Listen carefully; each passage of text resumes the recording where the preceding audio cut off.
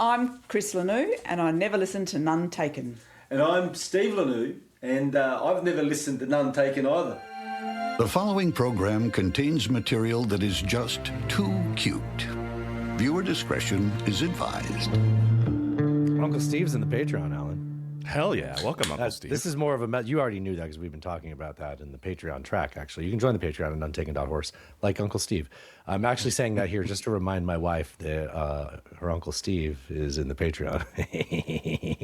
Here's all the stuff that I really wish family members wouldn't hear. He has access to all the back catalog, too. Just Stop that, Alan. No, he doesn't. No. Oh, my God. They go on... So it's footy season. The Crows had a great opening game. I was on call this weekend and I haven't seen what the last game was. And I'm always worried, but hopefully it went well. It is one thing that's nice about liking a sport that's on the, Alan, put your camera back. Why'd you do that? There, is that better? Well, you can physically move, but I need you to be in the center. I made reels off of yesterday's video, and it was all perfect because you were right square in the center. I didn't have to drag everything around, and you just messed it up. You just moved it all over. Why'd you do that? I was getting comfortable. Sorry. All right. It's off. I fixed it. I don't think it is. It's fine. It's fine. Anyways, they travel all. They live down here. They live down here. Okay. And then went way over to here to watch the opening match. To see it live. Yeah, and it was great. Oh, it was a great match. That's awesome. We were Very losing for like most of the match. At one point, we were losing by like over 14 points, maybe even more than that. And then we came back, and I think it was like towards the end of the third quarter, we had a lead. And then it was still back and forth. Maybe it was even midway through the fourth when we finally had a lead. And then we had like a 1 point lead with like 13 seconds left, and we got the ball, and we were able to just like run the timeout. And nice. That was a great match. Like, where do you watch this? First game, Fox Sports re-airs it, Fox Sports airs it live, and then I'll wake up because it was like 3 a.m. And I always say I'm going to wake up. I always say I'm going to stay up. So sometimes there'll be a game at like 2 or 1, I think, that we can watch here. But it like was, on a weekend or something. It's Friday night. Yeah. Friday night or Saturday night. And I'll stay up late, but it'll be like to watch like a team I don't care about play. And then Is it like, Fox Sports World or is it just Fox Sports? Fox 2. Fox Sports 2. It's like whatever Fox would also have, like the Grand Prix, like the not IndyCar, racing and all that. Yeah. F1. Yeah, that kind of stuff. Because remember, Fox is an Aussie brand originally, right? Right. Murdoch. Yeah, Murdoch. yeah. That sounds Aussie. I bet Murdoch with an Aussie accent is it's probably pretty funny. Not funny, but you know. Yeah. Oh, I have something for you, Alan. I have a way that I intended to start the show. Yes. So if you were just joining us, if you just came here from the Hidden Track, we just finished the Hidden Track. We did a lot on there. We covered a lot of headlines or a lot of stuff that, believe it or not, the big show was not enough to contain everything we wanted to talk about. So we moved some of that into there, and then we updated things with today's news. Join the Patreon, untaken.horse. At the end of the Patreon, we had gone over, Alan, what was the big news from Iran? It was the 15-point plan that the U.S. had sent to Iran for the cessation of hostilities. 15 points to stop the war in Iran. Yes. Which somehow Trump is going to say they're doing anyways so that he can have his war be over. Because we're coming up on the fourth. I mean, we're in the fourth week, so we are. Clock's ticking. He said 4 or 5, maybe 6 weeks. We'll see. Here we are. So we read through all 15 of the proposed the points in the plan, and I let you know that I have inside information that there was in fact originally intended to be a 25-point. Right, they'd like condensed it down or something. Yeah. And I have in my hand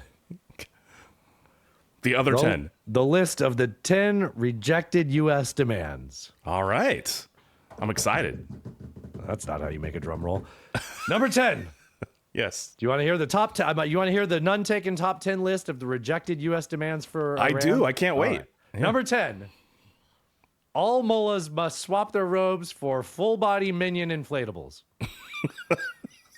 Okay. Like the Portland protest.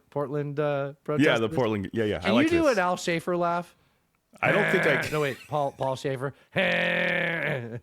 I've looked for that because I've wanted to have it in the soundboard. It's just a thing. Like, there isn't a good recording of it. I have to just watch old Letterman clips and get it just laughing. lives in your head. I like Paul Schaefer. Too. Canadian. Oh, sorry. The number 9 rejected U.S. demand for Iran. The new Ayatollah must live stream a 24-hour mukbang featuring the full spectrum of Flamin' Hot brand snacks. I'm not sure I know what a mukbang is. Oh, really? It sounds like something it's not. I'll tell you that. Okay. It's when they just eat, like, it's usually like a hot chick, and she just does like a live stream, and she just eats like a bunch of stuff. I always get smorgasbord confused with schmegma. I know they are not. That's very different. I know, but it's, similar. It's exceptionally different, actually. Some people it's not, Alan. I think those are very different live streams. Those are very different live streams. You gotta pay for one of those. So they gotta. Oh yeah. So they get like a big. They get like everything on the menu at like a sushi restaurant, and they just like eat the whole thing, right? That's a mukbang. And but the Frito, the Flamin' Hot brand has a lot more flavors and brands. And there's a lot. They put Flamin' Hot on things. There's pork rinds, Alan. You might not remember pork rinds. They're a protein packed. They're a protein packed snack. I think there's some Flamin' Hot menu items at like maybe Taco Bell or some various fast food restaurants. Yeah. So the new Ayatollah has to do that. It was one of the rejected. Okay, I can see why. Yeah, that's a rough night. Well, it's trying to promote American brands. Sure, it's just trying to help American industry. My kimono feels loose. The number 7 rejected U.S. demand. The Revolutionary Guard, the IRGC, must patrol exclusively on Segways. Like mall cops. Demand number 6, every Iranian citizen must receive 2 complimentary I Heart New York hats. Okay, I like this. We're helping American businesses, Yeah. Made in China.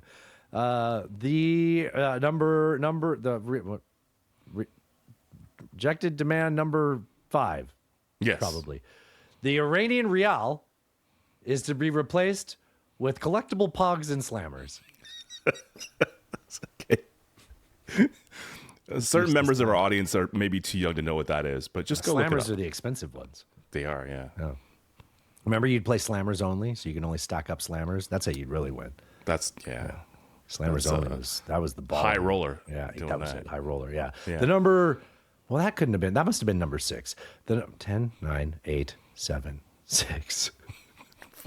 Reason number 5, the rejected number 5 demand from the U.S. for Iran is for team building reasons. All diplomatic meetings must start with a group trust fall.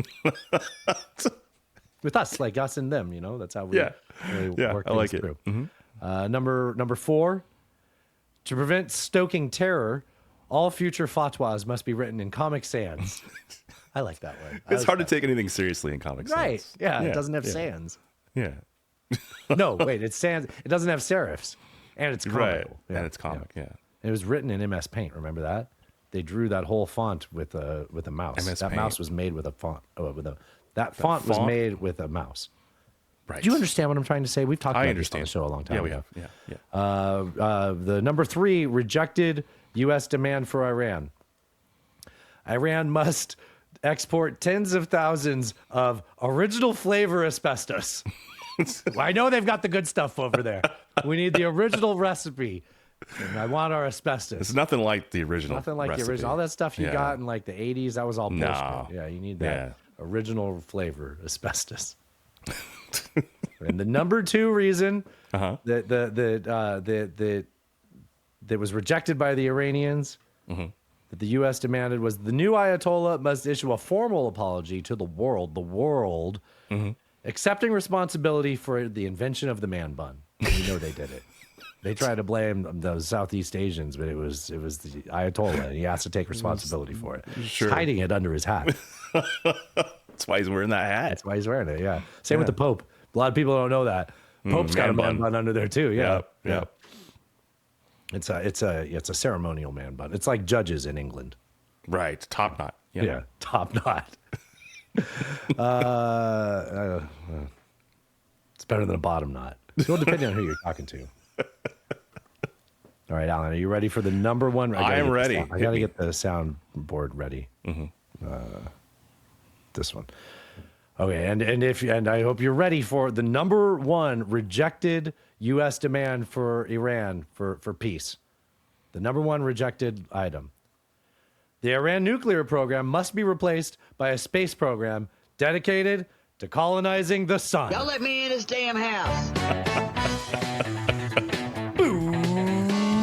Welcome to this week's Friday Headlines Roundup edition of None Taken. I'm your host, Craig. And over there is your friendly, trusty co-host, Alan the Nature Boy Smith, coming to you from Morton, Washington. And we're here to talk about headlines at you from the week. Because I listen to a lot of podcasts, he watches too much news. But first, it's Friday, and I have not yet perfected this, but we play this on Friday. So, another Friday is Fucking upon us. timed it. What'll you be Nice. doing? Still timed Smithers? it. Something gay, no doubt. What? What? You know, lighthearted, fancy-free. Mothers, lock up your daughters. Smithers is on the town. Gay. Exactly, sir. Gay.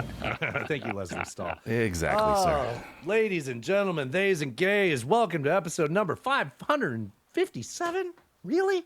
Of None Taken. You know what? No, let's say this differently. Free show episode 557. We do a fucking show every one of these fucking shows. Hope you're listening with your kids. Crank that shit up. Let them hear some swears. Teach them about pogs and let them hear some swears.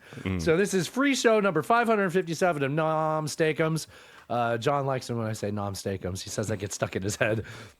And so if you would like to get access to these aforementioned other shows that we do, you go on over to nonetaken.horse. It's a real website. We are leaders in the .horse domain game.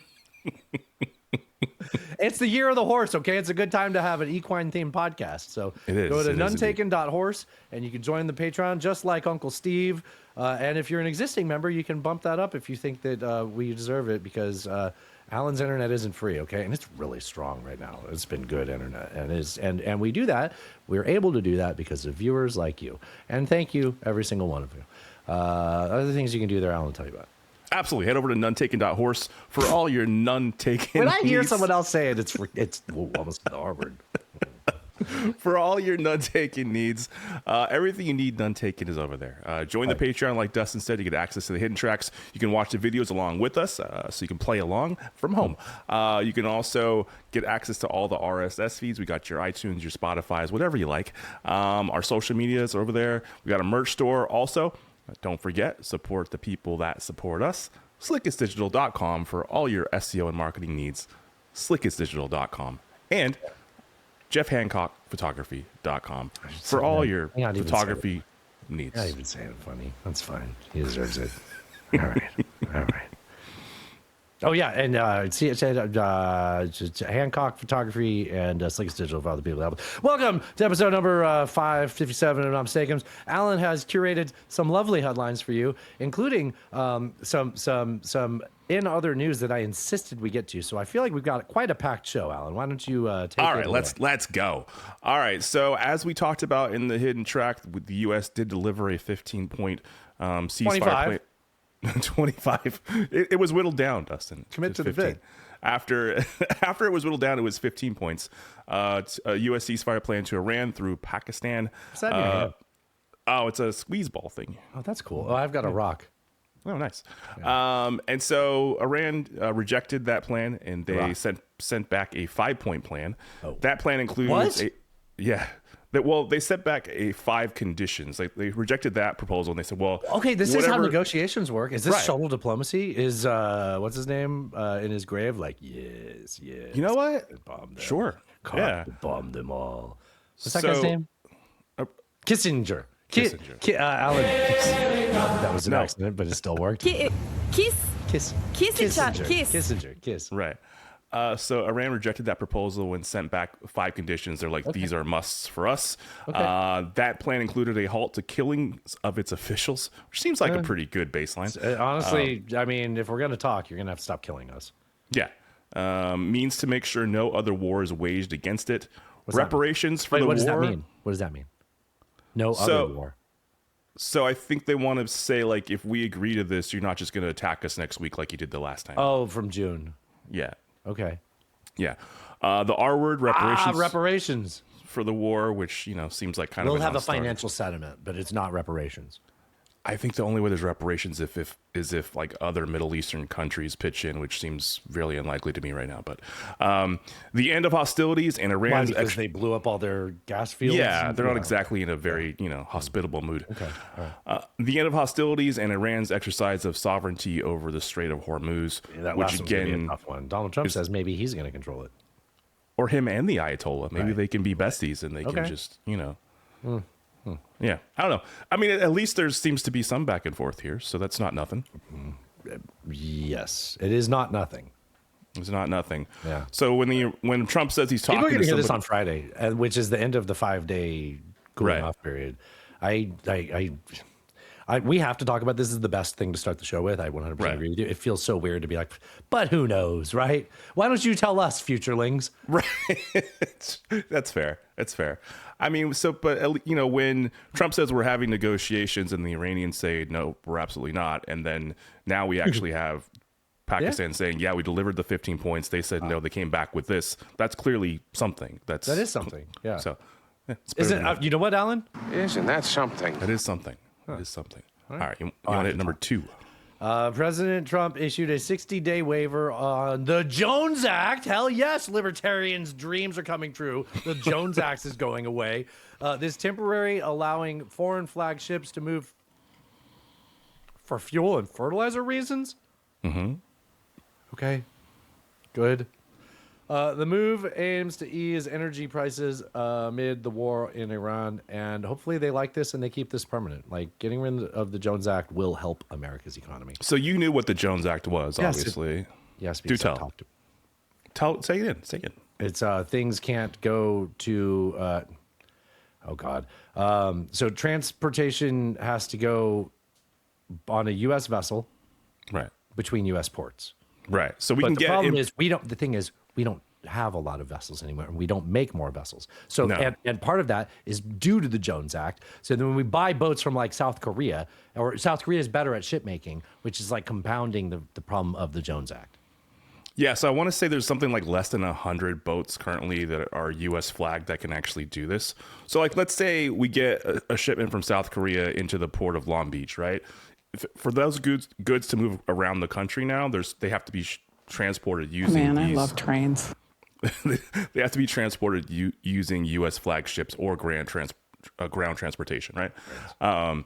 So that was the Jones Act was signed into law in 1920 by Woodrow Wilson, your favorite It's president. protectionist bullshit. Yes, it's protectionist, like overreaching government bullshit. And it's like, like even if you say it's the best intentions, it clearly has had detrimental effects. But you can't repeal it without being like, well, we're getting rid of a protectionist idea. That's the problem with protectionist actions, is that they don't win a vote to get rid of them, right? Like, you don't want to vote to remove something that is supposedly there to protect us. Yeah, even if nobody's it going to doesn't vote for work. that. Even if it doesn't work, right? Right. So yeah, I mean, this seems like it might, move things along. It'll move like 3 cents at the pump. It won't do shit. It's we not don't have crazy. any levers to actually pull, and these are the handful of ones that we have. Right. And we don't have. Did you listen to Ezra Klein interview with the energy person? I listened. I didn't make it. I didn't finish it, but yes. So I listened to it at like 2x while I was doing other things. I was like making clips for the show or something, and they had a good point that like we do not have a forever energy export dominance that we think like our ability to like frack for not just natural gas but oil is not like a forever thing, and to act like we can just do whatever we want around the globe and burn all of our bridges or bridges, okay, either way, is not gonna we're not gonna be able to sustain that forever. We're in bridges. Yeah, and also like when we say we are a net exporter of oil and petroleum products, we still import a lot. Because we consume so much. Well, not only that, because a lot of our refineries had been set up for a very long time. Yes, but also because we consume so much. Yes. Okay. I'm so sorry. Say what you're saying, but at the end of the day, though, regarding what you're saying, we still need, like, even if we could use all of that, we will use it. Like, we live up to our means. We're like, oh, we got this. Well, let's do that. Like, so before we started fracking, right, which is sort of where we got this boom from, we still imported a ton of oil from the Middle East, from South America, et cetera, right? And so most of our refineries are set up to process that type of oil. which is not the same type of oil that you get from fracking, right? So the refineries, most of the refineries that we have actually aren't set up to process the kind of oil that we now pull out of the ground. Right. So we actually crude, Alan. So we actually export a lot of that oil to other places that have refineries that can process that, while we still import oil from other places which works with refineries we have. Did that make sense? Yeah, okay. Yeah. So which is why we're still impacted by Elvis's colon.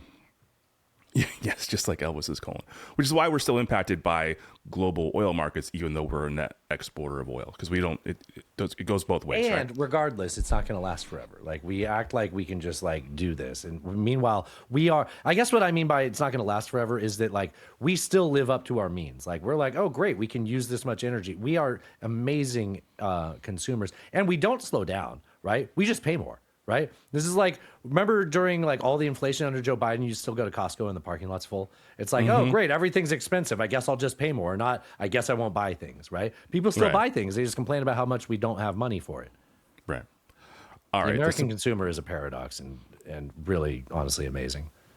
The Supreme Court heard arguments over whether the Trump administration can revive metering, a policy that turns back some asylum seekers at U.S.-Mexico ports of entry before I feel like I thought this was resolved. I saw this. So under the first Trump administration, they enacted this where they said, look, we're going to allow a certain number of people to come across, and then at some point we're just drawing a line. We don't care if you have a legit asylum claim. Yeah. We're not going to allow any more people in. But is metering different from quotas or standards like caps? Is metering different than caps? Because we have caps, right? No caps. I think we do. Yeah. It seems like the same thing, right? I'm not sure why that would be any different. I don't feel like maybe I shouldn't have asked you this question because you're going to say you don't know, and that's fine to say. All I know, so what happened? So the Biden administration rescinded that. They stopped doing that. Okay. And now the Trump administration came back in and they wanted to reinstate that, and then they were sued for it, and so now it's going to in front of the Supreme Court. Sounds like they're saying that they can have caps. I mean, you kind of got to read between the lines here, but there's no ruling yet. But it seems probable that they will allow that to happen. Yes. Okay. Yeah. Okay.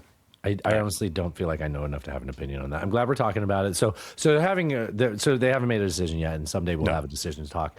And when that time comes, we'll all become experts on that. We'll be able to talk about it. They've only heard arguments. I don't think we'll know anything until later in the summer when they decide. Yeah. Oh, number 4? Mm-hmm. Minnesota sued the Trump administration for access to evidence from 3 shootings by immigration officers as officials look to independently investigate the deaths of Renee Good and Alex Preddy. They didn't mention the third one. So this is minivans and a nurse being shot on the street, right? People on the street? In the back. In the back, 10 times. After they took his gun. Yeah. Yeah. So, immediately after this, the Trump administration said they were not going to cooperate with local officials on the ground as far as any sort of investigation. Yeah. And so the Minnesota authorities tried to conduct their own investigation anyways. But of course, if the feds have access to, right. If the feds have all the evidence, there's really not much. What are you investigating? Do. Yeah. Right. Yeah. You're almost like an independent. You're almost like a podcaster or something, right? Yes. Yeah. Exactly. Yeah. It's true crime podcast. Yeah. So that they're suing now to try and get access to this evidence, saying that they should have a right, to investigate deaths within their own state. Yeah. And I think that's a pretty good grounds, but we'll see what happens. They're asking the DOJ. Yeah, well, they're going to the courts trying to get the DOJ. Okay, so the Trump family law firm? Right. Okay. Well, I think we can imagine how that's going to go. No. They're going to courts to get the DOJ, the Trump family law firm, to turn over this deal. Oh, okay. So this is going to go through like federal courts and like district judges. Yeah. Okay. Yeah. So you might land on all the judges that we hear about in lawfare. It's always like the same 10 people. That's really weird, right? There are so certain many names that seem to pop up a lot. Yeah. I guess it depends on the districts, and plus, it's like the Trump administration tries to take things to certain places too. Mm-hmm. Like their grand conspiracy has to all be tied to Fort Pierce so that they can get Cannon. Yeah, exactly. Yeah, Eileen. Do we get too niche when we say things like that? Like people follow us, right? I think they. Yeah, I think they could. Yeah. I think it was you. The Supreme Court heard arguments over a Mississippi law that allows mail-in ballots to be counted if they're postmarked by Election Day and received within 5 business days. A ruling is expected this summer, again, with probably a bunch of other rulings. Wait, so before you get into this, I need to like have an understanding. So like my brain sees Supreme Court is considering. I've seen summaries of this, right? Like Supreme Court is considering repealing the existing situation where they count all the votes whenever the ballots come in, as long as they were postmarked by the election day, right? Right. And then I see that it's a Mississippi law. So I'm to believe that there is a law in Mississippi that allows you to do this, and the Supreme Court's trying to stop that. So what's happening is people in Mississippi don't like that. How did a law like that pass in Mississippi? Oh, because it was passed at a time where people didn't actually think that was frog. Right. So it's not that Mississippi doesn't like it or the Supreme Court doesn't like it. But there somebody are people. somebody challenged this. Somebody challenged the law in Mississippi. And Mississippi, like AGs but so this probably got passed 8 years ago there, back before anybody thought that this was a wrong thing. And then Donald Trump made us think that frog happens when you do mail-ins. And Even then though now they found a red state that did it. It's perfect. That's exactly how you get here. Okay. However, so Mississippi is defending their ground. They're saying, no, this is our law. This is states' rights. The federal government has no right to put their nose in here, right? And so it's kind of the oral arguments. It seemed like Scalia was definitely skeptical. He was like, we're supposed to have voting day according to statute, and now we have like voting month because you can vote early and you can vote a month after. That's stupid, though. You mail it voting day. Right, which is also stupid because it's not like a month after, all right? It's like, as long as it's postmarked, it's going to probably arrive a few days after. Maybe if it's coming from overseas, it might take a little bit longer. And that only is going to matter in a close situation. Right, so most of the time, this doesn't matter at all. People that are affected by this are largely people that are overseas, so people in the military, all right? That seems like you're supposed to care about that. Or people, like elderly people, maybe people who aren't as mobile. Like geriatric octogenarian presidents? Yes, just like I meant to play a clip about that. Mike Johnson defended Donald Trump voting for Mike Jones. Imagine Mike Jones, the Speaker of the House. Hit Mike Jones up on the low because Mike Jones is about to blow. Bitch. That's not it. Mike Johnson, Big Mike, was saying that he was asked about like, hey, I heard Donald Trump did mail-in ballot like yesterday. Right. And he's like, it's okay because it was in Florida. They don't have any fraud in Florida. I swear to fucking God, dude. I swear to God. Yeah. That's okay. Right, so we'll see where again, this is unclear really where they're gonna land on this. We'll know again in the summer probably. Scalia definitely seems like he's gonna be a no on this, but a no as in you're not, as in it'll change the current state, right? This is one of those situations where no makes change, right? Okay. Yeah. So essentially the question is about that judge that's owned by the Crow guy. I'm forgetting his name. Thomas? Man? Clarence Thomas? Yeah. Well, I didn't see from what I read, he didn't say that much, but I think we probably know where he is. But essentially the sort of the argument here is, okay, Congress says that you're supposed to have election day this day in November everywhere. And so is the state violating that act of Congress by saying that they'll count ballots that are postmarked by that date but not received before? I don't see how that's not the same I don't thing. either. It seems the same. Like you made the voting action on that day. The vote was cast. It's either that or you get rid of mail-in ballots. Like the only way. I mean, that might be what they come down to, right? And is that what it sounded like? Did it sound like they were even considering that? I didn't get that impression. Okay, because that's the only logical argument is that you say you can have mail-in ballots and those happen on voting day. Too much can happen in the last week. I think it's stupid that people can change their mind in the last week, but too much can happen in the last week. Mm-hmm. Anything could happen in that last week. Right. And because of that, somebody shouldn't be forced to lock in a week before, right? Right. So then you should get to cast your mail-in ballot day of. Otherwise, you make mail-in ballots not a thing.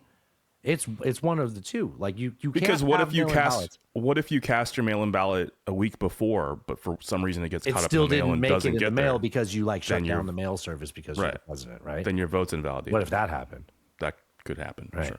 or you confiscate the mail-in ballots with your National Guard. Right. And Or it's you- like, whoopsies, that doesn't get counted. Yeah. Or you slow down the mail in certain areas because you Right. have the postmaster in your pocket. Yeah. You know, that guy could also do Yes. Yeah. that. DeJoy. All right, you want to hit number 6? Yeah. I'm glad you have this here. This is another one that kind of fell out of the news. When I first heard this, I was like, this guy's dead, right? Like, I mean, that's yeah, cool. 30 years ago. Like, I'm glad that we're like holding power accountable, but like everybody was sending me things like, this is a big story. I'm like, well, I sure hope he's punished for this. Like, okay, Cesar Chavez, the late co-founder of the UFW, United Farm Workers, was accused of sexually assaulting, abusing women and girls connected to the farm worker movement in a New York Times investigation. UFW co-founder Dolores Huerta is among the accusers. Do you want to talk about her accusations? I'll say them. Sure, you can say them. She said that she was very diplomatic with how she said it. She didn't say I was raped by him. She said I was Against her taken. will. I was taken to. I was put in positions where, you know, he sexually used me sexually, where I felt like I had no choice, and it was against my will. And then she was like, oh, and by the way, both of those times resulted in pregnancies that I hid and had other people raise. And like, I no longer feel like I can keep this secret. You know, I like, just rewind a little bit, like get rid of all these accusations. People for a very long time have talked about Cesar Chavez in the light of, look, he is one of those people that are like anybody else who, once they get into power, they seem to have a lot of like bad traits that manifest once they don't have to worry about acquiring the power. They like kind of loosen up on their morality. That is a human thing that is not forgivable, but it's an understandable thing that we see habitually happen with people in power. You know, like the president. Right. So I was not shocked to have heard this. It is always shocking to hear the type of abuse, right? The specifics were upsetting, but it wasn't really shocking or surprising. The only thing is there are like elementary schools named after this guy and streets named after this guy. And it's That's like, what I was going to say. I have to do something. I'm so sorry. I'm sorry. No, that's fine. I mean, so Dolores Huerta held on to this for like, I don't know, 30, 40 years. She said it happened to her when she wasn't a child, but she was like in her 30s, I believe. Not that, I mean, it's still, I guess it's a differentiation. Anyways, she said she didn't want to like hurt the movement because she still thought the movement was important. And so she didn't want to damage that. As you said, like I spent a lot of my, formative years in the Central Valley. And there were Cesar Chavez. Shit. I mean, that's the area. That's like where he literally did this. I mean, I know So the there's, history of his movement and his organization. There's like Cesar Chavez middle schools and streets and statues. I just completely forgot about the fact that, like, very specifically where you grew up is like a part of this. It's I should be everywhere. letting you talk. Like, please, Alan, let me tell you about Puerto Ricans. I know he's not Puerto Rican. I mean, he was just all over the place. So I grew up like knowing that name and kind of knowing who he was. He was never like a hero of mine or anything, but I knew what he did. I knew who he was, and he was. I mean, a very it's big amazing deal. to think that a labor union leader would be a hero of anybody, right? It's like, Right. oh yeah, the late great Jimmy Hoffa. Like, Right. if only we had more Italians like that, right? Yeah, I mean, and so I mean, the UFW did do a lot of good things for people in that farm worker labor environment. But I mean, to your point, these guys often have major flaws. It is crazy to me actually that it took this long for all of that to come out. Yes, it says a lot about That culture. I why. guess. Well, no, I would say why people feel the need to keep secrets. Yeah. I don't know. And a reputation, because like it taints a whole movement, right? I mean, Texas was very quick to be like, well, good, we're canceling the day. Thank fucking God we don't have to have a day off work Right, for these yeah. Mexicans. Like Right. that's simmering right on the surface with all these Right. white people. And like, as soon as they get a chance, remember, people had to vote in our lifetime to celebrate and take a day off work for MLK. Right. Like people in Arizona were holdouts. Arizona's Right. like, no, man, we ain't don't taking need the a day day off off." work. I'm going to go to work. Okay. I will go to work before I celebrate It's these true. blacks. Like, It's like true. that. Oh, damn it. That's going to be isolated. Yeah, I mean, it sucks. But I guess, as you said, it's not all of that surprising. It still sucks. My All right, wife's walking around in the background wondering what the fuck I'm saying. The Defense Department said it will issue new press credentials. But You're moving on? Yes. That's your like. There's no breath between that. Okay, yeah. All right, I'll shut up. I'm gonna mute. The Defense Department said it will issue new press credentials, but move reporters' workspaces to an annex outside the Pentagon as it appeals a court ruling that found its earlier press restrictions unconstitutional. Oh, it's like we were talking about the hidden track. Yes, yeah, we were. However, we didn't talk about this. So we talked about how basically they Well, that kicked was from out. CBS. That headline was from CBS. I know. Interesting.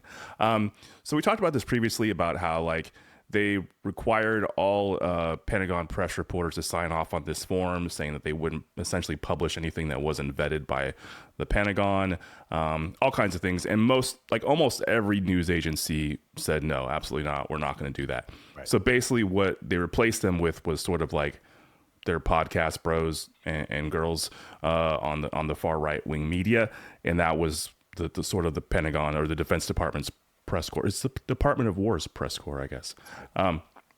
And so a bunch of these media companies sued. I think the New York Times was sort of the head of this, but a bunch of them sued and said, look, did the New York Times lead this lawsuit? Is that what that is?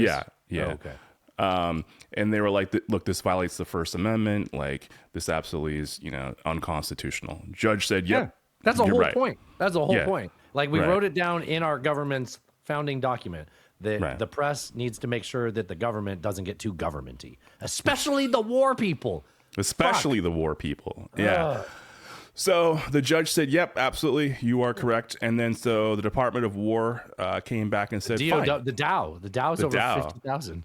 They said, fine, but we're going to build a little annex out there where you can't be inside like you have been for decades and decades and Is decades. this their loophole? So they're saying like you're still technically inside the building? Like, is that what that means? Yeah. And so they're Is this like when we worked in retail and the people would like Greenpeace would like harass people at the exit. So we'd put a little square on the sidewalk and say, you can have a free speech section in the square here.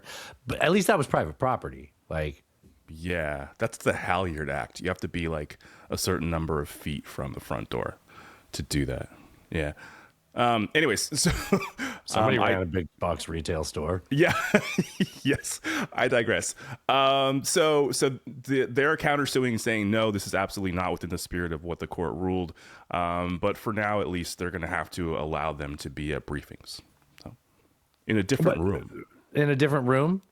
Yeah, different. So space. when they're all like, Mr. President, Mr. Hegseth, those people are not physically in the room when it's happening? Well, no, I think that he's going to have to go to a different place also. They will be there like live, but they're like, it's not the same place we're used to seeing them do the briefings. So are they going to have their meetings in a different room because of this, or is it just unclear? So what they're so Is this what the separate but equal but press? the Pentagon's big issue was that these reporters would have access to people that they could talk to. Oh, they'd be able to like walk into offices, Yeah, which was right. never a thing. Which is, well, in certain areas of the Pentagon it was, but mostly it wasn't. They had defined spaces where they were allowed to go and weren't, right? Okay. And so Hegseth was like, no, absolutely not. We got too many leaks. We can't have you guys just talking willy-nilly to people in here. So now they're going to be like, okay, fine, we'll do the press conferences with you, but it's not going to be in a space where you still be able to go and talk to these other people, essentially. That's what they do. I guess I don't hate that. I don't like it. I mean, it seems like... It's a digression. These are like, this is how you like edge away from a free press, right? Oh, edging. It seems like a dick measuring contest, and it's stupid, I think, kind of, to me. You know, like, fine, you won that, well, then I'll put you out there. Like, You know what I seems- never understood about dick measuring, Alan? What didn't you You're understand? supposed to do it from the bottom of it. Oh, okay. It doesn't make sense. What, 'Cause, like- we're- Well, like, I feel like you need to measure it by whatever the shortest is, right? okay. So, like, I feel like if it's at the top, like, you can't push in past, like, where the pelvic bone is, you know? So you should just be measuring it at the top from, like, the extent of the peener there. But And if everybody guys measures measure from it at the the top- bottom and they, like, pull the balls back and they're like, I'm going to put the tape measure all the way back in my butthole. There we go. That's the bottom. That's technically the bottom. You know what I mean? This is like with surfers, with big wave surfers. They're like, Yeah. you got to measure from the back of the wave. It's like, pretty sure the front is when you're falling. So like if the front's the bigger measurement, you go with the front. Why do I got to measure from the bottom of the? You know, I suppose as long as everybody agrees, like if they're going to measure it from the front, everybody measures it from the front. It's an equal playing field. I think that's okay. I think that's fine. All right. Okay, I'm just saying there's a physical limitation. Like you can only go so far, and I think that limitation's on the top. Not What if you necessarily on change the angles up? Maybe I don't know. Maybe you reverse Yeah, I it. hadn't thought about that. Maybe. Well, okay, I'll have to think about that next time. I'm enjoying the act. You might have to do some trigonometry to figure this out. I think there's a way. I'm out. Sine and cosine. Yeah, sure. Do you think I remember how to do that? Bring in some tangents. You gotta have like the angles of the triangle. Right. It might not be that complicated, actually. You know, if you paid attention, it's easy. But I didn't. My trig teacher had group tests, and the class was Group right tests? After, yes, and the class was right after lunch, and I was a senior, so I was drinking. So we'd go to lunch, and I'd go to Jamba Juice, and I'd bring some tequila, and I'd put it in there, and then I'd come back. And Wow. yeah, that was a good time. And my I've never heard of group test in a math Me class. either. She was also the ASL teacher. So That's she taught amazing. English as or ESL, not ASL. She taught ESL, English as a second language, American and Sign Language, and yeah. trigonometry. I did the Spicoli move where I ordered a pizza to class, and like. Did you really? Yeah, it was a really good time. Yeah. Nice. Yeah, I was drunk that day too. I bet you were. I was a bad kid senior year, but it's senior year. Number 8. I will say, as a rule, high schoolers, if you're listening, don't get into drinking or drugs until at least sophomore year. All the people that fuck up in life, they start off as a freshman, and it ruins your life. You just gotta Yeah, give it a couple years. give it a couple of years. Yeah. Yeah. Number 8, Australia and the EU. I bet they start drinking before freshman year in Australia. Probably. Certainly the EU. Certainly the Eastern EU. Australia and the EU finalized a free trade agreement and new security partnership, cutting tariffs and deepening critical minerals ties. I read all those words. I don't really know what I just said. You got lines underneath here. Can you? I did my job, Alan. Okay. I earned my Patreon. I have a quote from I earned my cut of the Patreon. from von der Leyen, the Ursula? the head of the EU. Ursula von der Leyen. Yeah. Is that her first name? Yeah, you poor unfortunate soul. That's the Little Mermaid. That's yeah. Her name's Ursula von der Leyen. Well, Oh, it is? von der Okay. Leyen. Ursula von der Leyen. So she said, today we are telling an important story to a world that is deeply changing. A world where great powers are using tariffs as a leverage and supply chains as vulnerabilities to be exploited. I wonder who she's talking about there. Probably China. Probably. In not our us. story, open rules-based trade delivers positive some outcomes. They spelled some wrong, but I understand. I see that. Trust matters more than transactions, she added, which Wow. He is I thought that was- transactional kind of that's- the orange man. she's throwing shade, bro. Yeah. I like it. Yeah. It's deserved. Yeah. She's a globalist, though, Alan. Remember? Oh, these damn globalists. Remember what's her name taught us about globalists? You It's watched not what's her name. Her name is Jessica, Dustin. Jessica Burbank. I'm so sorry. Oh, she didn't know that. Jesus. I'm so sorry. Okay. I think we should move on. Well, I do like seeing that Australia and the EU finalized a trade agreement. So I love this. Well, I love don't seeing like- free trade. I mean, I'd rather we have a free trade agreement, but I do like seeing free trade in the world. But we're forcing everybody into each other's arms instead of ours, Dustin. This is not good. I mean, It's yeah, not- it's good. It's No, good it's for the not. world. Yeah, it's not good. It's not good for us. It's not. All right.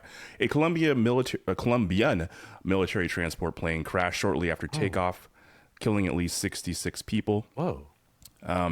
So this Was there a fire truck involved? No. In fact, they're not sure. So actually, I have a quote. I won't Are you read going the to whole talk about quote. the fire truck story? No, I thought we covered it already. Okay, I was waiting for a certain detail on that. Okay. I've already interrupted. Can I just do it really quick? Sure, go ahead. So by now you probably know the two pilots died because they said there's 2 fatalities. Anybody paid attention? It was the 2 pilots. Did you know that one of the flight attendants was thrown out of the plane, still attached to her seat, and landed on the tarmac? Yeah. That's crazy. I mean, I guess it's working Did you as see the video? intended. Did you see I the didn't see the video? video, no. When you see the video, I can't believe more people aren't dead. Everybody in the front of the plane, like you'd think everybody just like got thrown. Like wear your fucking seatbelt, man. I saw a still shot, which looked pretty like crazy that anybody survived that, but I Yeah. didn't see video, no. Yeah, it is bad. Okay. The video is way worse. I kind of wish I didn't see it. It was just scrolling. I was like, oh, cool. All right. I'm done. I'm so sorry, Colombian. They're still investigating that, and they say It's that Joe Biden's fault, probably, right? the air traffic controllers were definitely overworked and understaffed, but we'll see. Yeah. And they were like, yeah, go ahead, fire truck. Wait, no, fire truck, no. And then Yeah, they tried to call him back, but it was too late. Yeah. All right, so this was a C-130 that we had actually donated to Colombia in 2020. It had been refurbished 3 years later, so complete overhaul. So it seems like the odds of this being like a, there was a bad part or something worn out seems unlikely. Less likely, but we don't know. There's no evidence yet that it was like shot down or anything like that. Why would you even say that, Alan? Do you think the FARC did it? The FARC? Well, it's Colombia. Do you think the FARC maybe did it? I don't think it's the FARC anymore, but it says it in the article is why I said it. It says no FARCs? No, they're like, well, there's no evidence yet that it's been, it was shot down or anything like that, or foul play. But yeah, man, so they were transporting a bunch of people, something like 120 people on the plane. And like I said, about 66 people did die. There was... No, it was 66 people. There were some Colombian military, there was some Colombian police, and then there were some civilians as well. So it crashed into like kind of a remote area. So people from the town, like literally like were driving in like on motorcycles and shit to get people out of there. They didn't really have much of a hospital in the area, so most people had to be flown to other places, back to Bogota or whatever. So yeah, man, I don't know. That's where it is. There's not much else to say about that except it's that's not that. I hadn't even heard about that. I'm glad you had that in our news. Yeah. All right, number 10. The FCC won't let me be or let me be me, so let me see. FCC approved Nexstar's 6.2 acquisition of Tegna. I hate this world. These are like a 6.2 billion acquisition of something. I don't know what this is. Like, there's like every week there's a new ad for some app that's AI based. They're like, and it's always something like the new one that's on every one of the podcast ads is Bill. Bill helps companies do all their payroll. It's like, I didn't heard about Bill like 2 weeks ago, but it was another one before. It was a different HR one before. It was Hugo before or something like that, right? And it's always some bullshit. And I don't know. I mean, I'm sure both of these have been around. Is Nexstar old? And I'm just So I think Nexstar is the one. That's the one in your car, right? That's OnStar. Oh, wasn't Nexstar the one that had all their people read the same statement like all across their stations? No, I'll look this up. No, that's okay. It's not Covenant, but it's something like that. I'll look that up. Okay. Anyways, so they're going to be able to reach 80% of U.S. TV households with the combined company. Yeah. So this Sinclair. Sinclair. Okay. So this had to pass like the FCC because it really is pretty much monopoly, but they said, nah, it's cool.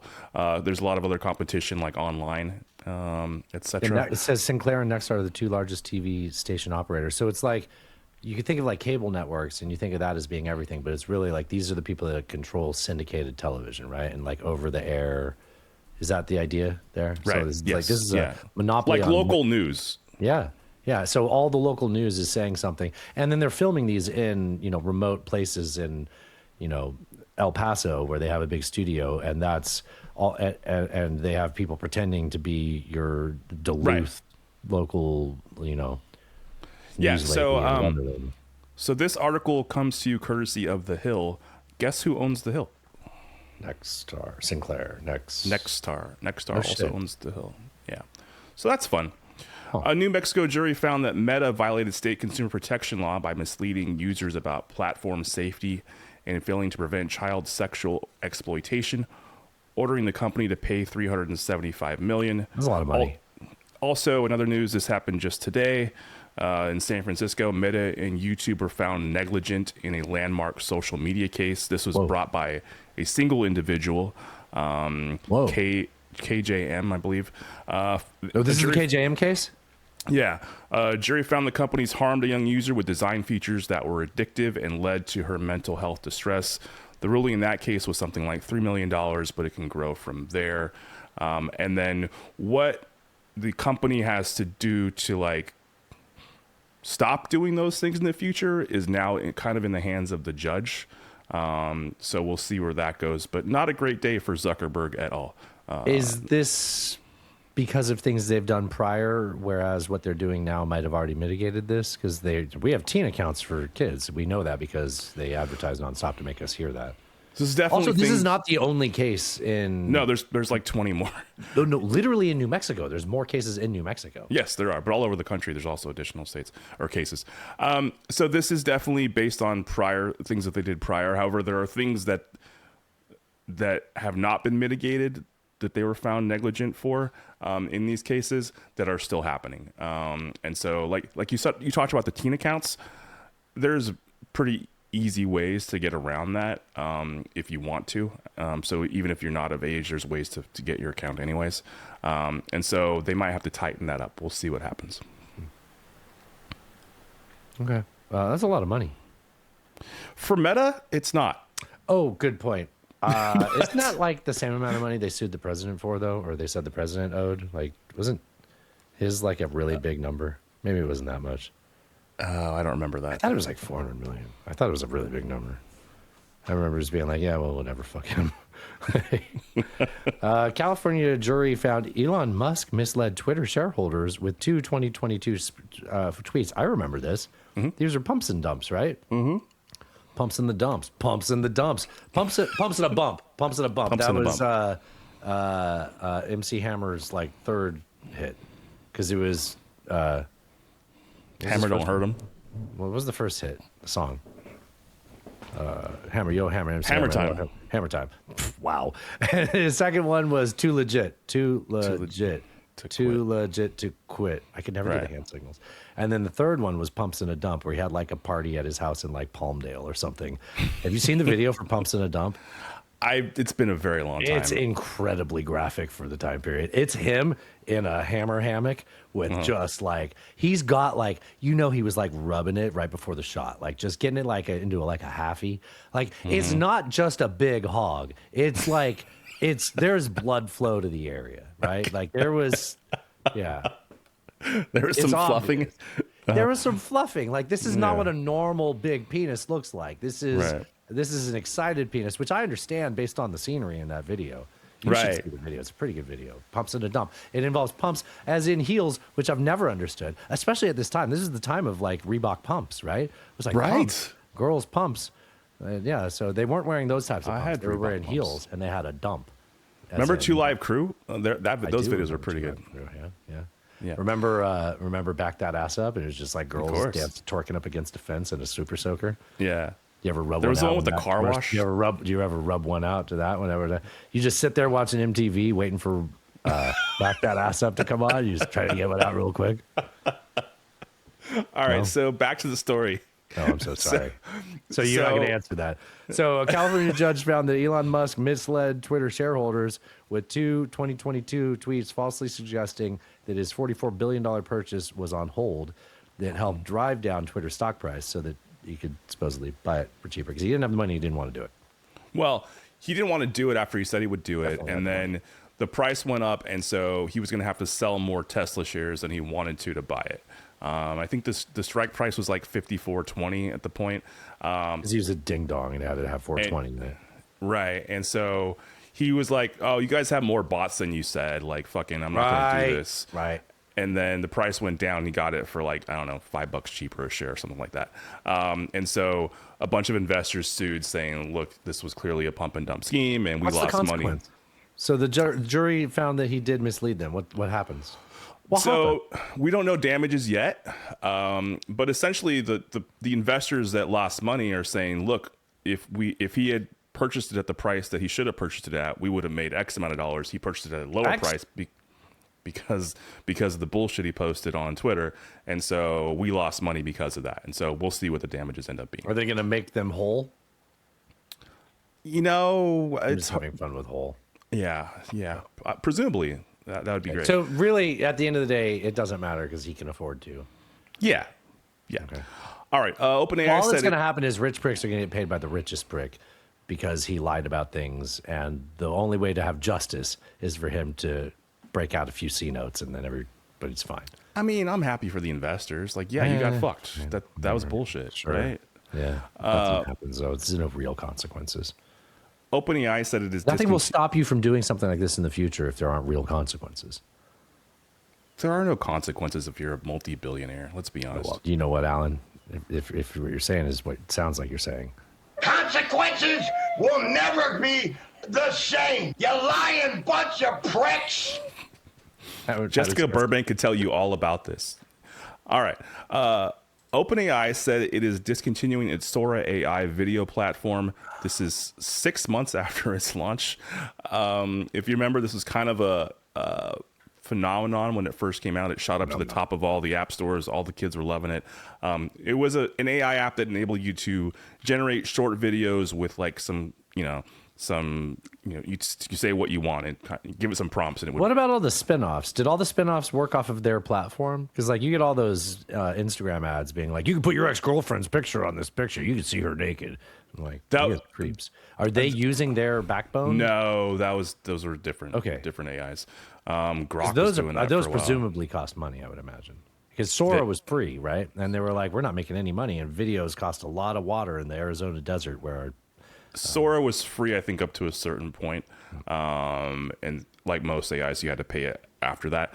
But anyways, people loved it, and then it kind of fell off. I don't know. It seemed like a blip to me. I never tried it. The Chinamans made the one where everybody did the Dow's over 50,000 Jaws video. Right. And all that. So there's the Chinese have their version of it. But again, like if people, if it's not, what did you see? This is sort of related. I think it was Rational Security last week. They were saying that Claude is supplementing their free users $9,000 a month to provide Claude to their free users, and the way they're getting paid is by charging the U.S. government. And if they lose that, then they're losing. Like, did you know what I'm saying, right? Yeah. So I thought it was $3,000, but it could be nine. Either way, it's a lot Per month. Yeah. So and they weren't saying that the way that they were compensating for that was to get the U.S. government contracts. They're saying if they're losing the contract, that's going to compound their losses. What they're saying is that for them to be profitable, they need a consumer or a person to buy their product that is like a government, because consumers just aren't going to pay for this value. It's just not. Your average consumer is not going to spend $3,000 a month to use Claude, right? While the government, that is what it costs them per person. Is that Titanic? Is that a tool? Is that Titanic? So I think that might be. I know you have Star Trek behind you, but is that Titanic also the dual? Is that a Titanic? Yeah, it is. It's also Titanic. Yeah. Okay. I think the $3,000 per person might be overgeneralized. Saying Rational Security by Lawfare is no.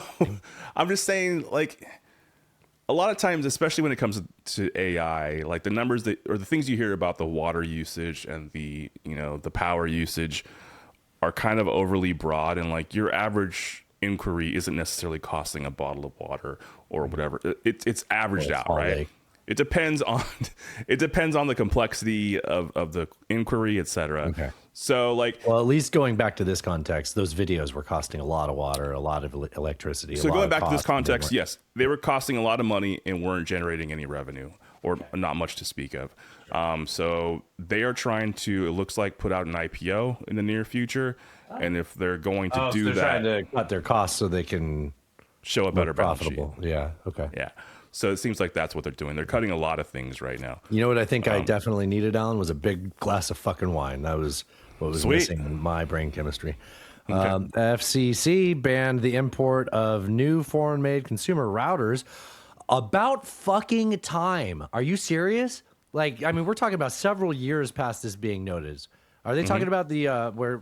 Okay, so there's like foreign things involved that were okay. All right, you know as much about it as I do. You probably summarize it better. So FCC banned the import of new foreign-made consumer routers, citing unacceptable national security risks. Yes. Take the wheel. I said the words. All right. I got one. So I was curious because there are no brands listed in that headline. If you read the story, there are also no brands listed in the whole story. Still a thing? Yeah. So actually, almost all major consumer brands are affected because they manufacture abroad, including TP-Link, Asus, Netgear, Linksys, and Google Nest. Now, they are allowing... All it takes is a single little component in there, Yeah, a backdoor. Yeah. Yeah. And so they are allowing these manufacturers to go through a process wherein they can like certify these things as safe and then get them across the border. Good. But they're making them do it, which I think is fine. Good. Like, I think that's 100% what they should be doing. Yeah. I mean, we did the same thing with Huawei with 5G technology. It makes sense that we do it here. My concern is really the IoT stuff, because the IoT stuff still seems super bad and super fucking buggy and easy to hack, and that sucks. And then it's on your network, so it's the same thing. Yeah, I don't. I mean, I don't know what I have that's IoT. I don't have a refrigerator that talks to me. My Do you have any thermostat. lights you can control with your phone or thermostat? My thermostat. My doorbell. My cat feeder. Okay, all of those things. All of those things are IoT, and if they're on your network, they can find backdoors. So they've been fixing. If anything's getting a backdoor, it's the cat feeder. They've been fixing a lot of these things, but initially when they rolled them out, there was absolutely no security. Is there any way of making that secure without me knowing and correcting it? Like, can these networks be corrected where they don't allow? Like, could I wake up one day and my cat feeder doesn't work because my network automatically banned a certain? That probably wouldn't happen unless you have like a proprietary service that you're paying to do something like that. They would go and look for it and fix it. Okay. Yeah. Okay. All right. U.S. prosecutors charged 3 men. This is funny. Tied to Super Microcomputer. Great name, by the way. Super Micro. If you want to, Dinesh D'Souza. Right. If you want to create a server manufacturing company, call it Super Microcomputer. I think that's great. Are you telling me this is a fraudulent company? Yeah, including its co-founder in an alleged scheme to smuggle NVIDIA-powered AI servers into China. This company made $2.5 billion last year. And what did they do to get caught? They should have stopped when they had $2.5 billion. when regulators showed up, like to round up Warren G and Nate Dogg to inspect, to make sure that these servers are going where they said they were going, they had dummy servers in place, and they got caught because they were fake servers. What were they actually doing? So, like, describe the racket. They were using, I think, a company in South Korea, I believe is where it was. Good Korea. And they were sending the stuff there and saying it was going to be end used there, right? Okay. And then from there, they were repackaging it under another company's name and sending it to China, right? Sending, like, mailing it there. Yeah, shipping it. Okay. Yeah. So they built the servers using NVIDIA technology that it's illegal to sell to China currently, right? Okay. And so the servers is fine. You could sell them to South Korea, but you can't sell them to China. And so they would sell them to South Korea, make it seem like that was the end point, and then actually sell them back to China. And then they had dummy servers in place. So when people showed up to inspect, they'd be like, no, they're here. They're here. And this is back in, where's the original place? U.S. was it? It was being shipped from the U.S. From the U.S. Yeah, it was a U.S. company that was. And we're talking about scumbags in the United States giving this technology to China. Yes. There is a. Look, there is a rat in your unit. That is a fact. All right. I mean, I could read you the names, and you might. I would say they weren't born here.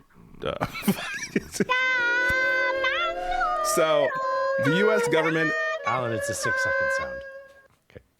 The U.S. government alleged, these fucking ads, alleged that Yi Xian Wali Liao. You can stop. You're going to start doing remember SFO when they got tricked into reading the playing, and they're like, we too low. Stephen Chang. Yeah, those are the guys involved. So, Stephen with a V or a PH? V. But those are quote marks. That's not his real name. And then Ting Wei's name is Willie. That's fun. Anyways, I just thought that was really funny. They thought they could just be like, no, we just put Lego servers up. Okay, so when you say dummy servers, were they like when you go into a model home? Like, it's just like. So they didn't really describe them. In my head, I imagine like plastic like things in racks with flashing lights and cables. And they like literally didn't do anything. And literally didn't do anything. Yeah. Okay. Yeah. All right. You know what? I'm glad we dug into that. I know it might have been the top of anybody's radar, but I think that's really interesting. And to know that shit's happening. Who else is talking about that? Us. Like niche tech podcasts? Yeah. Right. Hacker and the Fed. The Fed held its benchmark interest rate steady. That's good news. I can't believe they didn't raise it. The Fed kept its benchmark interest rate steady at a target range of 3.5 to 3.7%. Its dot plot. Man, I've been paying attention to this for a long time. I forgot about that phrase. Its dot plot continued to signal one cut this year. They used to want more.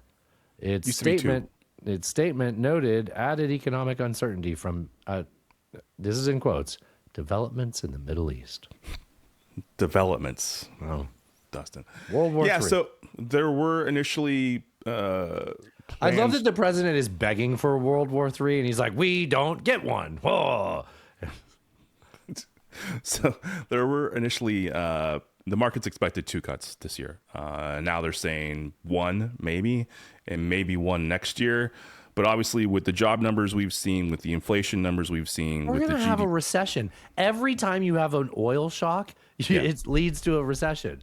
Like there isn't a time where you can look at the history of an oil shock where you don't see a recession immediately follow it. You're not going to have rate cuts. At best, you'll be lucky if they stay the same because you're having stagflation.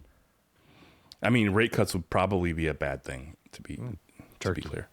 Yeah, exactly. All right. In other news, we got a few things in here. Some great other news. All right. So Riverside County Sheriff seizes 650,000 ballots. This is Bob around. brought this onto our Bob Punk Rock PRBF. Punk Rock Bob Foster. So this is around Prop 50, which was the proposition which would allow them to redraw the lines for the districts in response to Texas doing so. So a group contacted this sheriff saying that there were 45,000 ballots cast more than there were people in the area. Now, this group was like the election monitoring group, right? This is a somewhat official group, isn't it? Well, so at first it says that it was an unnamed group, and then it's like, but we think it's this group. Now they're saying that this is bullshit and that's not true, and it's just the way they're doing the math is incorrect. Who's they? What do you mean? LA Times. Okay. They're reporting on this. Oh, sure. Well, yeah. All right. They're saying that convenient is 45,000 the difference in this vote? I think it was around that. Yeah, maybe a little bit less. In the whole state of California? No, in that area, I think. Oh, okay. Yeah. So I don't even know if that would change. This is the anything in Riverside state. Sheriff. This is the guy that says we need to put a felon in the White House, just in case you forgot. We played this guy on the show before. Yes. The sheriff that is discussed here, he's the guy that's like, we need to put a felon back in the White House for the first time. Re-elect Donald Trump. That's this guy. That's this guy, yeah. So real dyed in the wool MAGA dude. So yeah, he sees these ballots. Now they're trying to, there are various entities trying to get them back and saying that he did this unlawfully. But it's just more. It's just more of like this fucking guy. No, it's sowing unconfidence in elections, right? It's saying we like covered this in the last show. we covered. Sowing means planting. Sowing means planting. Yeah. Okay. Yeah. So just trying to make people not trust elections, right? Right. Like, I think even if he found that this was off, that wouldn't change anything in the state, but it's just another way to say like, don't trust these elections, and when time comes, be ready to storm, you know? Okay, Like, and then I guess the courts looked at it and were like, no, it's not, they don't need to give them back.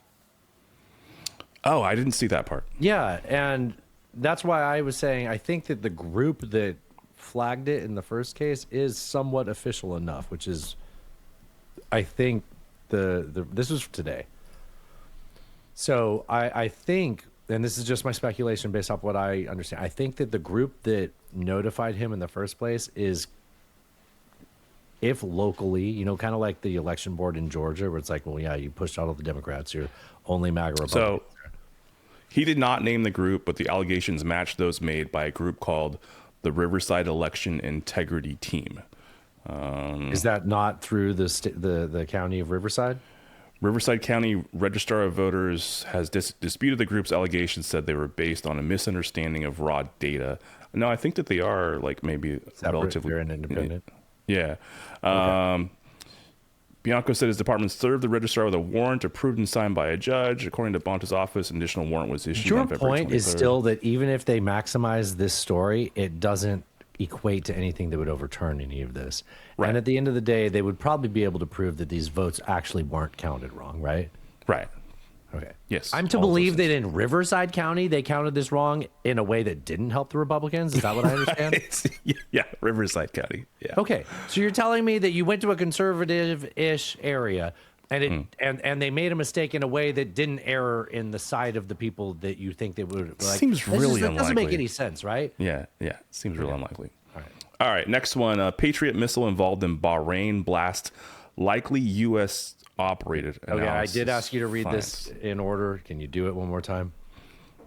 Patriot missile involved in Bahrain blast, likely U.S. operated, analysis finds. The Bahrain Blast is my least favorite of the Mountain Dew spinoffs. We are a Mountain Dew themed podcast, and I needed to have this headline in the show. I think the Bahrain Blast is available only at Kava. Kava is known Tom Homan, known fan, Kava enthusiast, paper bag Kava enthusiast. You get your Bahrain Blast at Kava. I think it's a very exclusive Mountain Dew flavor. I believe you have to show up with $50,000 in a brown paper bag to get it. There we go. You landed it. Great job. Do we call the show Bahrain Blast? Perhaps. Sure. U.S. assists Ecuador in taking out drug cartels. Okay, so I only heard about this at Anti-War Radio, and then I looked into it, and I was like, there is a lot of news about this, and we're busy with other shit. This is war in our backyard. The details of this is the war in the Pacific that they were doing in the Caribbean is expanding. They are not done with it just because we're distracted elsewhere. Yeah. They're talking about Cuba. They're talking about still doing more stuff down there. They're doing Elliot Abrams shit 2.0 under the Trump administration. Yeah, so we moved on from blowing up boats to doing this in Ecuador. So talk about this strike. I sent you an article about it. This is just like how the opening salvos in Iran. First thing we did was kill a bunch of schoolgirls. It seems like we made a similar mistake here. Yeah, so the U.S. says that they blew up a narco terrorist on land, so like a drug trafficker target, but the military strike appears to have destroyed a cattle and dairy farm, not a drug trafficking compound, according to interviews with the farm's owner, 4 of its workers, human rights lawyers, and residents and leaders in San Martin, the remote farming village in northern Ecuador where the strike took place. So oopsies, we thought it was a drug trafficking den, but turns out it was just a fucking dairy. They're both white. We got our cocaine and our milk confused. Maybe it was powdered milk, Alan. Powdered milk's got to come from somewhere. You got very dry cows. It's true. From Ren and Stimpy. No, that's powdered toast. Was that powdered toast? Was it powdered toast? Oh, man. I don't remember this from Ren and Stimpy. Okay. I remember the hairy legs. They've said that this is just the beginning, right? Like, do you know what they named the operation? No, what did they call it? Operation Total Extermination. Great. That's fantastic. Only the best. Only the best on this shit, yeah. All right.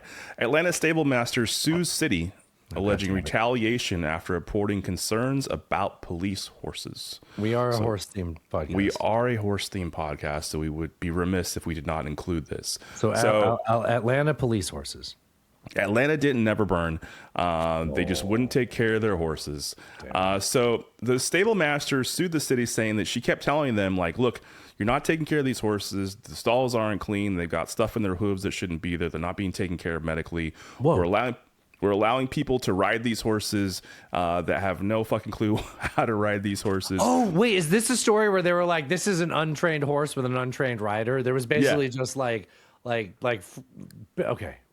They're putting them in crowd control situations where they shouldn't be. It's not a horse that is trained for crowd control situations and a rider that is not able to Right. Okay. So all of this, so the health concerns, the environment concerns, the usage concerns, all these things. And she kept bringing this up, right? And so instead of fixing those things, they put her on leave. And then when she came back, they demoted her and said she couldn't touch the horses anymore. So she's Alan. So she is now suing them for back. Welcome to this horse's anus. So she's now suing them for back pay, among other things. The word back. I was worried where you were going with that. Yeah. All right. What is this one? Did I read this one? I'm so glad you aren't familiar with this. Please open it up and just read what you see. Read it, Alan. Read it. Read the headline, Alan. Read it. Wow. Say it out loud. Stop reading it in advance. Talk.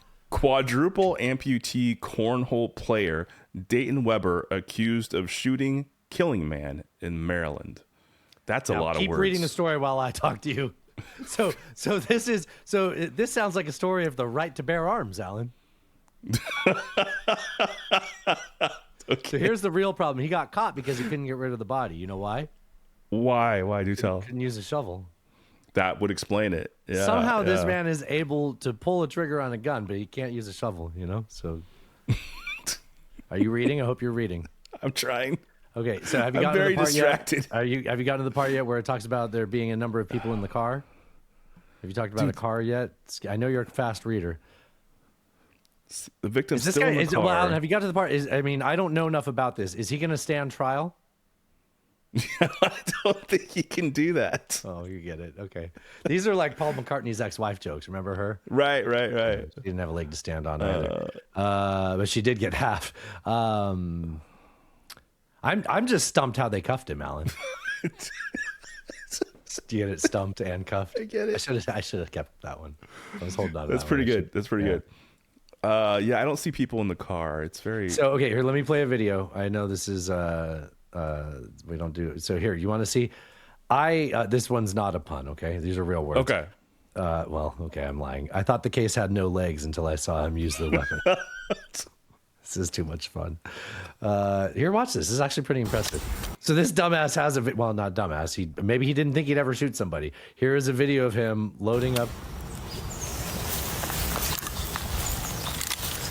Let me get your phone.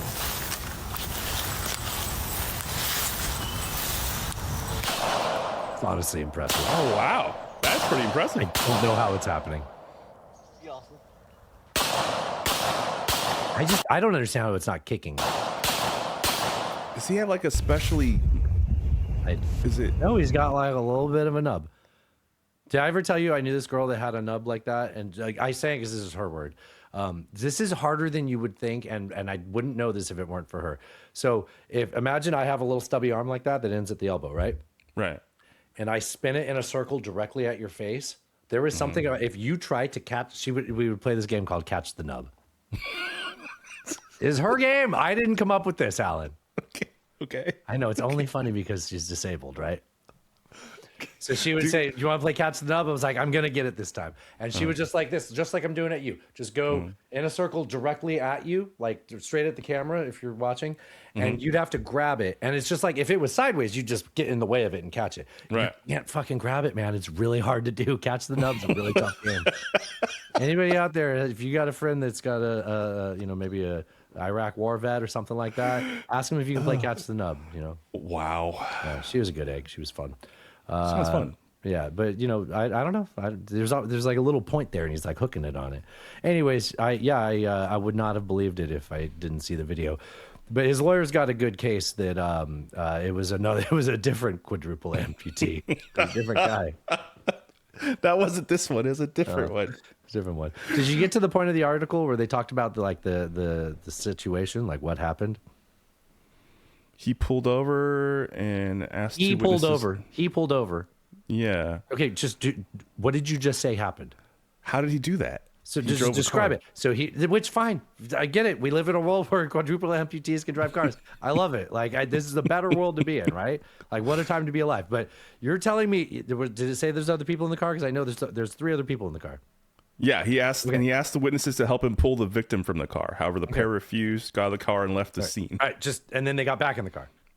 Okay, yes. So I'm supposed to understand this right. This one's not a pun, okay? I know I said that last time. This one's not a pun. This is just like I'm trying to understand. Like 3 people got into a car with him driving while he's holding a gun.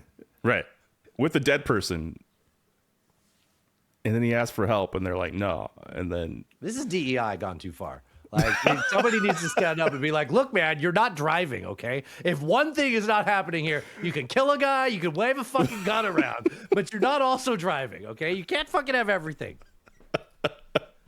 Wokeness has gone way too much. far. Thanks to woke. Too much. This quadriplegic Pelagic.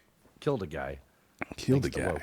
All right. Wow. What have you been watching? All right, so I watched Project Hail Mary in theaters. I'm so excited. I'm not going to see it tomorrow, so I might have to wait until next week. I think I can wait because I've seen the book. I've seen the book. You've seen the book. I saw it in a regular theater. I want to see it in IMAX now. You're going to watch it again? Is that good? I'm going to watch it again. I've heard it's like... So one thing that I loved about the book is that it's... Inspiring isn't the right word. I guess the word I've heard to describe the movie, which is different than reading the book, is that it's charming. It's very charming.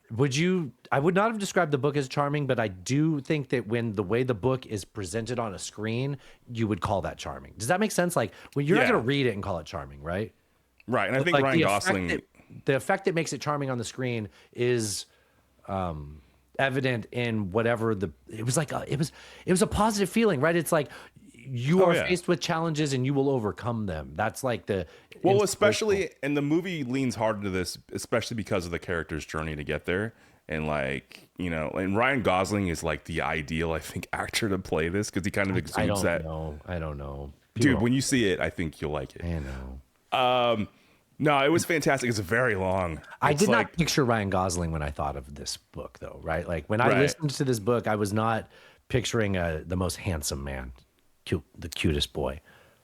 He doesn't really like play that up in the movie. He plays up more his He quirky exists, personality. doesn't he? Yeah. I don't know. I really liked it. I thought it was fantastic. I thought it was worthy of the book. Obviously, you can't like cover all the ground in like a 20-hour book and a 3-hour movie, right? That's just not possible. How it sounds. Sounds are good. And We're talking about the same thing. You give it to me, and you're moving on because of Yes. that. Okay. yeah, sounds are good. Is it a puppet? No. I've heard there's a puppet. I heard it's a puppet. It doesn't. If it's a look like puppet, it's a really well done puppet. I Okay. don't know. Right. And the parts that they kind of go over quickly, as a you know, because there's parts that take a long time in the book. Yeah, that are yeah. squeezed down. Problem solving thought- things, right?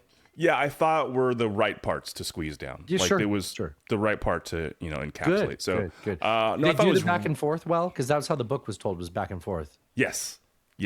How yeah, do they do that without spoiling anything? Because I swear to God, It's just smash cuts. It's just cut to back You- in time to forward in time to back in time to forward in time. okay. Yeah. Yeah, it's. Maybe the big tits is in it. I'm sorry. What'd you say? The way you said "I'm sorry" was like the right way to say it, but I think you also didn't hear me. The I didn't. AT&T mommy with the big tits, she's in this, isn't it? Do you not remember the AT&T girl? Of course I do. Yeah, that's the girl. Oh, I didn't put that together. Alan, she really grew up, didn't she? she got some sweater kittens under that 18 under her work I shirt. did not put that together. Yes, of course. Speaking I of remember putting the things 18 together, TV. Alan. I also finished Colin. I also finished Colin from Accounts. Really great show. Oh, I haven't finished Calling from Accounts. Oh, Uncle Okay. Steve, have you watched Calling from Accounts? Let us know. I won't tell you my. Okay, if you haven't finished it, I won't tell you. No. Okay. I've been busy working 60 hours over the fucking. Yeah, I understand. All right, how about My you? head hurts from shaking it back and forth like that. Do you watch anything, listen to anything, read anything? So while I was on call, I finished 3 fucking books. Jeez. Well, some of them were bad, so I put them on like 3x. And it's surprising what you can absorb from a bad book when you're like, well, at least I've heard this, you know. One of them was Douglas Murray's. I thought it was going to be more about like democracy in the modern world. Instead, it was just like, did you know Israel was attacked on October 7th? And really nothing they've done since Just then an was wrong. Israel apologist And it book, was yeah. it was just a recap of everything that's and I was just like, okay, yeah.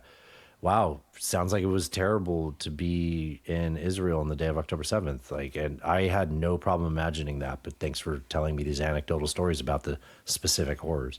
You know, and I'm a completionist. Like, I'm like, I have to finish this, you know? Yeah. You can only edge for so long. I don't like that, Alan. I don't like that there. Another one that was about, it's called Our Biggest Fight. It was about reshaping the internet. I sent it to you. And I think- Yes. I would like to get the author on. And I think your response was like, well, that's kind of what Mastodon promised, which you do have a point there. But I don't think we're going to get the author on because it's Frank McCourt. And if that name doesn't mean anything to you, he's the former owner of the Dodgers. So I don't think we're going to get the He's guy the that, author? Yeah, he's one of the authors. Yeah. The fuck? Yeah. Yeah, which also makes sense why it's kind of like utopian billionaire bullshit. Like, Okay. kind of feels like CFR type stuff. Like, but I need to make a note of when I close that screen so I know our audio lines up with the clip that we played. And then there was one that I finished that I really liked. It was so did I talk about this last week? How there's the Whole Earth catalog. The guy that started the Whole Earth catalog had a book that I was enjoying. It was literally about maintenance, but it's one of those things where it's like, so it's called Maintenance of Everything Part 1 by Stuart Brand. Stuart Brand helped pioneer kind of like, you could think of the Whole Earth catalog as like an internet before the internet. It was something in between like an encyclopedia. Whole Earth Catalog basically got replaced by Wikipedia, I would say. It was like an archive. Yeah, and so it's ostensibly a homage to the art of maintenance, right? He talks about the first chapter is about there was I think it was called the Gold Cup. It was a sailboat race where the first person to circumnavigate the globe nonstop, solo circumnavigate the globe nonstop in a sailboat with no motor, and that's the only rule. And there was 3 cases of that to go over, and it was like 3 different methods. One person was just like super optimistic they'll be able to do it, and they ended up becoming a fraud, and their story is tragic. There's 2 other cases that went different directions. One was like be over prepared and have everything you could possibly think of, and then just trust that when things come you can engineer your way out of it. And another one that was like, let's just go minimalist and have something that's like bulletproof, and 2 different ways of doing that. And then the maintenance that comes from that. How do you maintain a boat while you're using it, building the plane while you're running it, right? Flying it. And then it gets into a lot of other stuff. Second chapter talks about like the book, The Zen and the Art of Motorcycle Maintenance, which I think you brought up last time when I brought this up. Yeah. I really like this book. Now it is right up my alley because I'm a mechanic, but it's more than that. It's just like Zen and the Art of Motorcycle Maintenance. This is a philosophy book more than anything. Okay. And it comes from a guy who sort of like he's a legend in like that boomer class. Like he's coming up at the end of his life, and to make a book now that is called Part 1 is pretty bold, and I look forward to more because it's only 6 hours long. It's way too short. Oh, okay. I really, really liked it, and I look forward to a second one. There's a lot of facts that you kind of learn just from listening to it. Something like 1% of our GDP, more than 1% of our GDP annually just goes towards rust mitigation. Believe that. 1 out of every $100 goes towards rust mitigation. It's just like, take that right out off the bat. Entropy is everything. Yeah. Yeah, I love that phrase. Thank you, man. You're speaking my language. I really do recommend that book. It's really well done. It's a short read. Did you get a chance to start This Is How You Lose the Time War? I have not. I will start it this week. I got it. I don't want to pressure you into it. I honestly think the last weekend, if you had time by yourself, was a perfect time for it. But it sounds like you were doing other things. We were doing stuff. Which is good. I'm glad you did that. Yeah. But when you get a chance to, you're going to get lost in it. You're going to be done really quickly. Hell yeah. This Is How You Lose the Time War. I look forward to your feedback on that. That's it. That's what I've been doing in terms of media. I want to ask you a question. I'm going to frame this as if you won the Powerball, but don't have a dollar amount cap. So this is really like if money's not an issue and you could buy anything, what would you... So say you won the Powerball, what would you... People ask this question a lot. It's an easy question. Like, what would you buy if you won the... Like, what's something you'd like that you'd buy if you had all the money in the world, right? But I want to ask the opposite of that. I want to ask, if you had all the money in the world, what would you buy to kill it? Well, all right. So I would buy all of the Cybertrucks in Washington State. Just Washington State? Don't be afraid to dream bigger. No, that's fine. And then I would strip them for parts. Probably a lot because of Seattle. I would melt all the metal down and sell it for scrap, and then I would put all the batteries together and make a nice backup battery for the house, so we'd never run out of power. And I'd be happy because I would never see a Cybertruck again in my state. That'd be great. I was so happy to box that guy in. I was so happy. It makes me so. And to steer into one just really makes it'll make. Next time you see one, do it. It'll make your fucking day. Like just not aggressively, just like slowly drifting. Really like line it up so that it'll hit like behind them. Like you're never going to actually hit them, but it'll give them the impression that something is coming at them. Right. Yeah, and you got to do this. This is the only way to live. You need to do this. Okay. What would you do? So my initial thought was the Cleveland Browns, just because these people have a problem. Like they have like a multi-generational unhealthy addiction that needs to be severed. The poor people of Cleveland, like they had a chance before. Like Baltimore took them and won a Super Bowl like the next year. Like it's really fucked up. Like the team that existed in Cleveland got moved to Baltimore and then immediately was successful. They've won 2 Super Bowls since then. And meanwhile, they've started 42 quarterbacks in Cleveland in the meantime. Like, you need to stop it. You need to not have a football team anymore. You guys need to go do something else. You need to have other things that are important to you. And it's hard for you to imagine this right now because you love it so much and your dad loved it so much and his dad. But you need to stop it. We need to get in the middle of this. Like, somebody needs to sit you down and There take needs to be an intervention. Yes. Okay. But I don't really think that that's the important thing for me to spend my money on. And I don't care. Okay. I think that we need to turn Mar-a-Lago. Okay, I'm having a second thought on this. I was going to say we need to turn Mar-a-Lago into the world's largest like putt-putt golf resort. It's just I was thinking taking his golf resort and turning it into a putt-putt course. A mini golf. Plus we'd get a chance to like take some like earth movers in there and maybe dig up and find bodies and stuff like that. Put some water slides in. Well, no, I was saying that we'd be able to like maybe find the bodies that they're hiding. Oh, right. Actually, I just had a second thought. Hold on. What if we make a free-range monster truck habitat? I'm thinking Jurassic Park. Okay, all right. But with monster trucks. Like, so what I mean by this is if you want to see Gravedigger, the only place you're going to be able to see Gravedigger is to come down to my monster truck park that I replaced Mar-a-Lago with. And who knows if you'll see him? He's just out there doing Gravedigger things. Yeah, you know? yeah. And there's like swarms of ATVs and not you can try to attract him with big barrels of gasoline, but yes, who knows? Or a bunch of smashed cars. You build, like, hey, we built some earth doubles. We built a double here. He might.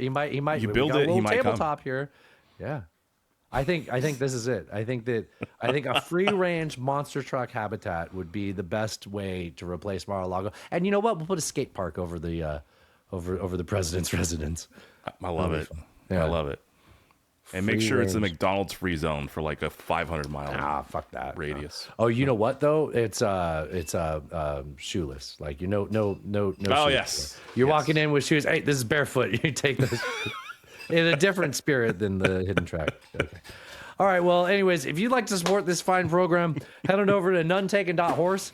And we will be back next week. I'm on the wrong page. We will be back next week with some more dumb bullshit. This concludes our broadcast day. Have fun storming the castle. Jeeves, bring me the battery acid. It's not for women. When a guy's banging you, Y'all let me in his damn house. oh, how about that? Come in the name of peace. LMFAO. So what in the world is this? Trump's pee-pee. Why would you say something that stupid? I come without explanations or solutions. I'm a very sexy lady, cat turd. I will not suffer this harlot. How great! An anti-American Marxist. Ted Cruz, go fuck yourself.